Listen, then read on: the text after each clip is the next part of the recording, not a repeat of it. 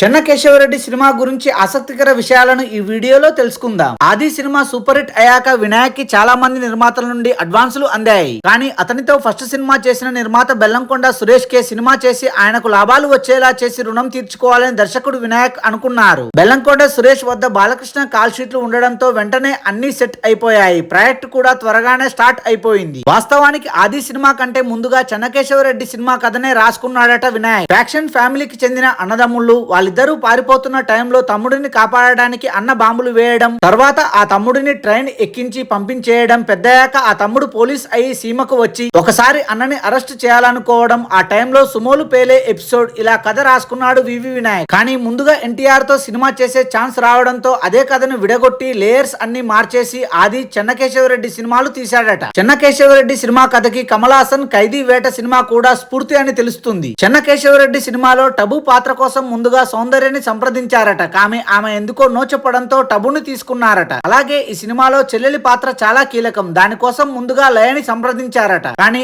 ఆమె ఎమోషనల్ అయ్యి హీరోయిన్ గా పనికిరామా, మేము ఎందుకు చెల్లెలి పాత్రలే ఆఫర్ చేస్తారు అన్నదట. యాక్షన్ కథలకి ఆ రోజుల్లో రైటర్ పరుచూరి గోపాలకృష్ణ పర్ఫెక్ట్ అనేవారు. అయితే చెన్నకేశవరెడ్డి చిత్రానికి ఆయన సోదరుడు పరుచూరి వెంకటేశ్వరరావు ఎక్కువగా పనిచేశారట. గోపాలకృష్ణ రైటర్ అయితే కనుక ఫలితం ఇంకోలా ఉండేది అంటూ వివి వినాయక్ ఓ సందర్భంలో చెప్పారు. ఈ సినిమాలో హెలికాప్టర్ షాట్ ఒకటి ఉంటుంది. అది బాలయ్య డూప్ లేకుండా చేశాడట. సినిమాలో భూమిలో నుండి సుమోలు పైకి లేచే సీన్ ఉంటుంది. ఆ రోజుల్లో టెక్నాలజీ పెద్దగా అందుబాటులో లేదు. ఆ సీన్ ని ఒరిజినల్ గా షూట్ చేశారట. చెన్నకేశవరెడ్డి చిత్రం షూటింగ్ 67 రోజుల పాటు జరిగిందట. బాలకృష్ణ కెరీర్ లో ఆ టైం కి హైయెస్ట్ బడ్జెట్ తో రూపొందిన సినిమా ఇది. థియేట్రికల్ బిజినెస్ కూడా ఎక్కువే జరిగిందట. చెన్నకేశవరెడ్డి చిత్రం 2002 సెప్టెంబర్ 25న రిలీజ్ అయింది. ఆ టైం కి ఇంద్ర సక్సెస్ఫుల్ గా రన్ అవుతుంది. అయినప్పటికీ 158 కేంద్రాల్లో 50 రోజులు ఆడింది. 38 కేంద్రాల్లో 100 రోజులు ఆడింది. బాక్సాఫీస్ వద్ద ఈ సినిమా 16 కోట్ల వరకు వసూలు చేసింది. Thanks for watching this video. For more interesting videos please do subscribe.